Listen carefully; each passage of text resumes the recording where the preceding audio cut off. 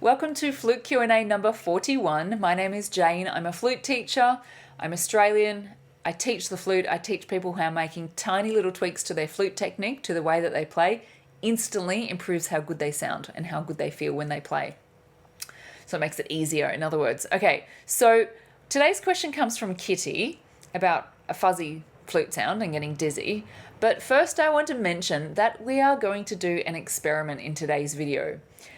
An experiment with you. If you're watching this video, you can be part of this experiment, and I'd be interested to see the results of this experiment. Okay, so first let's do our question from Kitty. She says, my 10-year-old granddaughter started learning the flute. The tone is fuzzy and she gets dizzy. Can you provide lessons for a beginner flutist? Kitty, a lot of people don't realize, and even some flute teachers don't realize that if you have a fuzzy sound and you're getting dizzy, they are totally connected. The base, fundamental reason, the foundation reason why you're getting dizzy and have a fuzzy sound is because the hole in your mouth is too big. And that causes you to be breathing in too often, which makes you dizzy. So the most important thing for your granddaughter, the best thing that you can do for your granddaughter is see if you can find her a flute teacher who can help with her embouchure, who can fix her embouchure. It's very common for beginner flute players, children and adults, to have a massive hole when they play. And it's only common if they're not actually taught to get the correct embouchure straight away. And as soon as they get into the habit of playing with a big embouchure hole like this,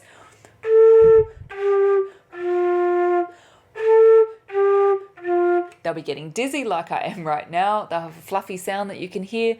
And it's very difficult to get out of that habit without having a teacher that can specifically show them how to get a smaller hole in their mouth.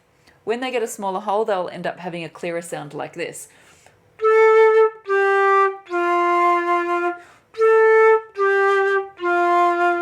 It might not be that strong and clear straight away, but it will be probably halfway in between those two sounds. So clear, much clearer than when I had a huge hole.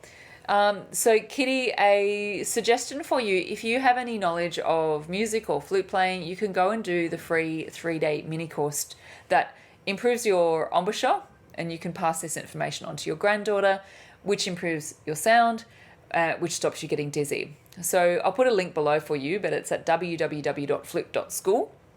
And you can sign up there. Anyone watching who would like to improve their tone or stop getting dizzy, you can have a look at that mini course. Now, Kitty, okay, it's almost time for our experiment. Kitty, you asked whether I can teach beginners. So in the Flute Academy, it's for adults. It's for adults that are amateur flute players. So adults that can already play. Now, they're not necessarily advanced players, but they're not total beginners. So that's two reasons why I think it would be best for your granddaughter for you to find her an in-person flute teacher. Actually, three reasons why I think your granddaughter should have an in-person flute teacher. It's because the Flute Academy is for adults. It's for amateur flute players, so they can already play. And the third reason is that it's totally self-paced. So children need a lot more guidance, like weekly at minimum guidance with a real human to keep them on track. Adults, they know what they're doing. They can use videos, they can have online content, online lessons to help them stay on track much more than kids are able to. Okay, now, I hope that helps you, Kitty. I hope that helps your granddaughter. The experiment. I would like you to type into the comments below one of these two scenarios, or even three actually, 3 scenarios. Say, you've got a great tone and you don't get dizzy. Okay, so that's one. Awesome. Number 2 is if you have a fuzzy tone and you get dizzy. Number 3 is if you have a fuzzy tone but you don't get dizzy. Okay, so let me say those again. So number 1, you're all good. Got a great tone, don't get dizzy. Number 2 is if you have a fluffy tone and you get dizzy. Oh, did I say 3? Number 2 is if you have a fluffy tone and you get dizzy. Number 3 is if you have a fluffy tone but you don't get dizzy. Now, the experiment that I am interested in running here, it's not just a poll. I predict that no one, you can write other things in the comments too, I predict that it's impossible for someone to get dizzy when they play the flute but to have a great tone. Because those two things are totally linked, I believe it's impossible to get dizzy when you play, but have a great tone. I just don't think it's possible, because what causes dizziness causes a fluffy sound, which is too big a hole. Okay, so let's see.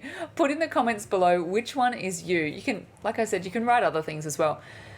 So that's my prediction. So I just don't think mechanically, like from a physical point of view, it's possible to have dizziness when you play, but have a really good sound. So anyway, there you go. So type in which one is you. 1, you're all good.